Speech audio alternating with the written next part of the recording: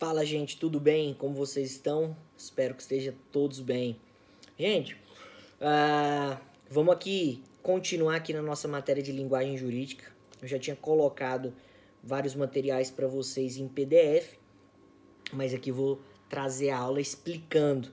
Né? É ruim, né, a questão da linguagem jurídica, principalmente a gente não tá em sala de aula, né, para a gente poder explicar mais detalhadamente, mas enfim. Vocês têm os materiais, eu vou explicar em cima dos materiais, beleza?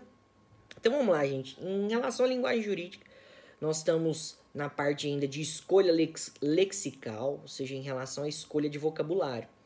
É necessário, dentro da linguagem jurídica, a gente escolha sempre as melhores palavras, as melhores expressões, o vocabulário, né, mais correto e mais adequado para a gente utilizar. A gente sabe que na linguagem jurídica não dá para a gente utilizar a mesma linguagem que a gente utiliza no dia a dia, principalmente em relação ao significado das palavras. E dentro da linguagem jurídica a gente se confunde muito, tanto às vezes na forma de escrever quanto na forma da gente falar. E a gente vai abordar um pouquinho aqui, tá? Algumas palavras, expressões que eu quero trazer com vocês.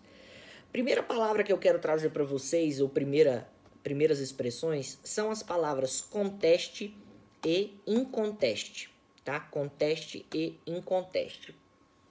Quando a gente fala de algo que é conteste, a gente está falando de algo que é compatível, que está de acordo, tá? Então, quando a gente fala de algo conteste, a gente está falando de algo que é compatível, está de acordo, algo que se coaduna.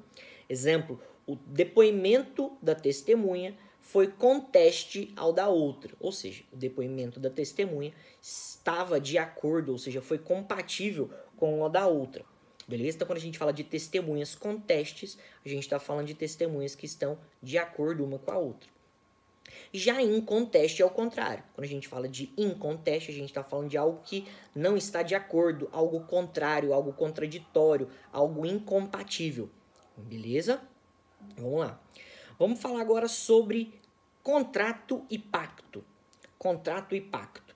Primeiro, eu queria falar de pacto porque é algo mais geral. Quando a gente fala a expressão pacto, a gente está falando de algo mais genérico. A gente está falando de um acordo entre duas pessoas.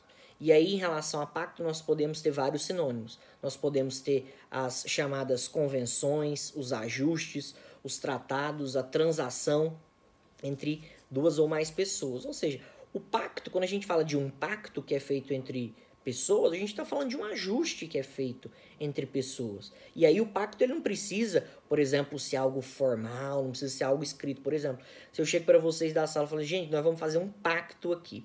Para a segunda VA, eu só vou cobrar isso. Enfim, estamos fazendo um ajuste entre a gente. Estamos fazendo um acordo, beleza? Algo mais genérico e algo sem tanta formalidade.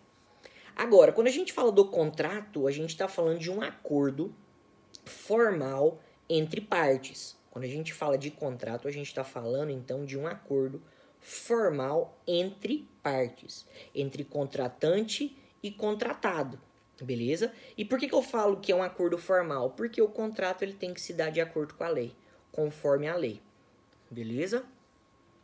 E dentro do contrato, necessariamente tem que haver ali, ou tem que conter dentro do contrato a questão dos direitos. A transação de direitos ou a extinção de direitos, modificação de direitos, conservação de direitos, beleza? Vamos lá, vamos continuar aqui. Trazer aqui para vocês também outra diferença das expressões delatar e denunciar. Qual a diferença entre delatar e denunciar?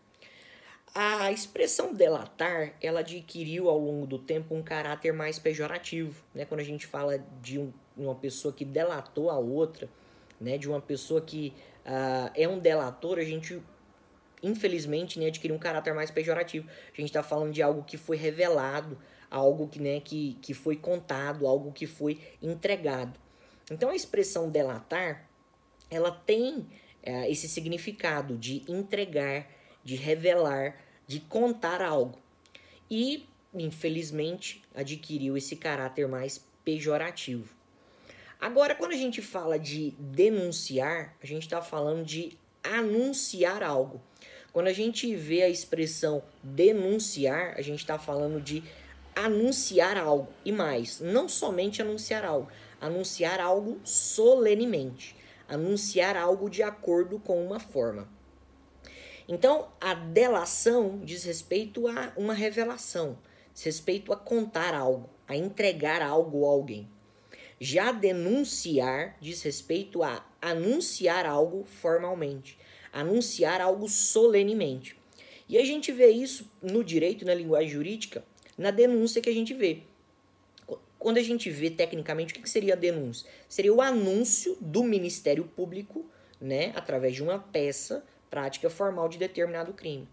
Isso fica bem claro porque esse anúncio, né, ou essa denúncia no direito é feito somente pelo Ministério Público. Tá? A denúncia é feita somente pelo Ministério Público, nos casos de ação penal pública, ou seja, um querelante não pode denunciar. A gente vê muito aquela né, no cotidiano, fulano de tal vai denunciar um crime na delegacia. Não, ele não vai denunciar um crime na delegacia. O que ele vai levar é uma notícia crimes. Ele pode ali noticiar um crime, mas denunciar não. Porque a gente sabe que somente quem pode denunciar é o Ministério Público. Beleza? Outras expressões aqui. Discriminar com E e discriminar com I. Discriminar com I diz respeito à discriminação. Tá? Discriminar com I diz respeito à discriminação, diz respeito à segregação, diz respeito a fazer distinção. Então, quando alguém discrimina outra, a pessoa está segregando outra, a pessoa está privando outra de algo. Então, discriminar com I vem de discriminação.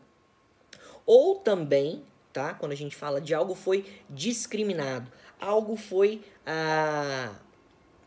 deixado claro, os valores foram discriminados, ou seja, os valores eles foram expostos, os valores eles foram, né, revelados. Quando a gente fala de discriminar também, aí só um outro sentido, a gente está falando de deixar claro, de expor, né, de trazer de forma mais detalhada, né? Discrimina quais são os valores, né, para mim, ou discrimina o que você comprou, o que você pagou.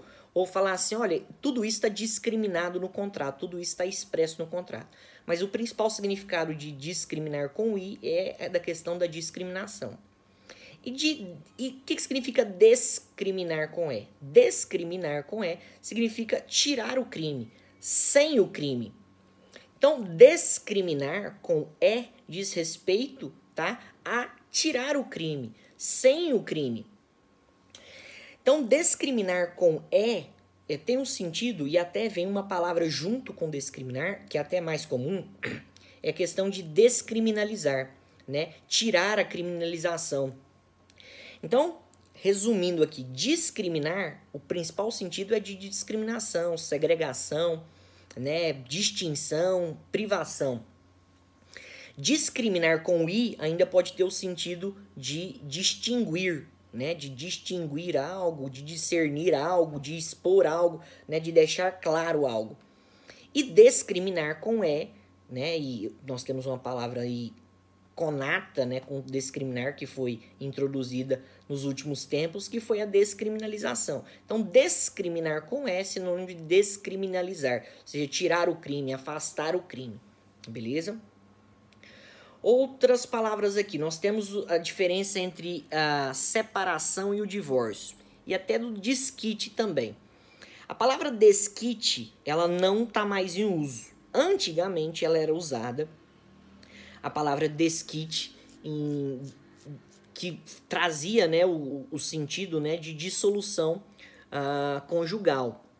E aí a pessoa desquitada ela não poderia casar de novo, não poderia contrair mais núpcias. Ou seja, o desquite que existia anteriormente é a separação de hoje, tá? O desquite ele foi retirado do ordenamento jurídico. O desquite era nada mais nada menos do que a separação que a gente entende hoje. O que é a separação que a gente entende hoje? A separação consiste, né, ali na dissolução da sociedade conjugal, né? A separação, ela pode ser, e às vezes, muitas vezes acontece de fato, né? O marido sai de casa, a mulher sai de casa, duas pessoas estão separadas. Foi dissolvido a sociedade conjugal. mas os deveres continuam, né? Os deveres conjugais continuam. Agora, quando a gente trata ali do divórcio, aí a gente está falando de uma ruptura total, né, do casamento. Então, o divórcio, ele traz a dissolução, o término do vínculo conjugal, o término do casamento. Então, percebam, separação é diferente de divórcio. A separação acontece uma dissolução da sociedade conjugal, ou seja, marido e mulher não moram mais juntos, mas os vínculos conjugais continuam. Já divórcio é o fim, a dissolução do vínculo conjugal, o término do casamento, beleza? Rompendo todos os vínculos e deveres conjugais.